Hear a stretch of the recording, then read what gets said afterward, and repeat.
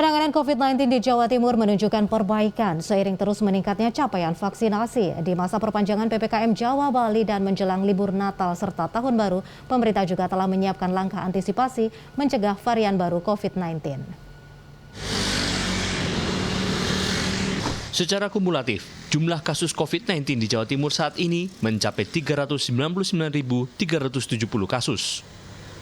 Namun 2 pekan terakhir, penambahan jumlah kasus harian COVID-19 di provinsi ini tidak lebih dari 50 kasus positif.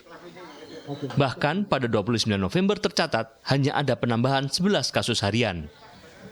Hasil evaluasi Satgas COVID-19 Jawa Timur menyebut, penanganan virus corona menunjukkan adanya perbaikan yang diimbangi dengan meningkatnya capaian vaksinasi.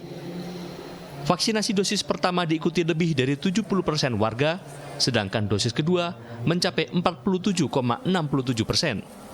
Meski menunjukkan tren perbaikan, pemerintah Provinsi Jawa Timur tetap mewaspadai masuknya varian baru COVID-19, khususnya pada akhir tahun, antara lain dengan memperketat penjagaan di pintu masuk Jawa Timur, khususnya jalur laut. Kita mengikuti dari pemerintah pusat, yaitu membatasi dari kedatangan WNI, WNA yang dari negara-negara yang sangat berisiko tersebut, khususnya dari South Africa.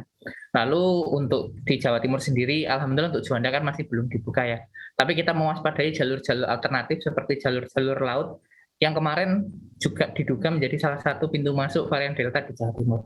Itulah kenapa kemarin kok kita menemukan varian Deltanya justru malah lewat Bangkalan, karena diduga ada pelabuhan di sana yang mana ada mungkin PMI Indonesia yang masuk lewat jalur tersebut.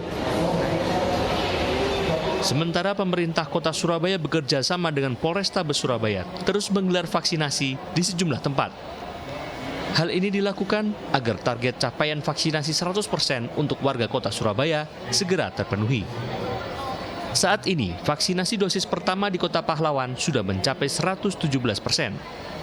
Sedangkan untuk vaksinasi dosis kedua, 97%, kurang 3% menuju 100%. Sementara vaksinasi untuk kaum lansia mencapai 94%.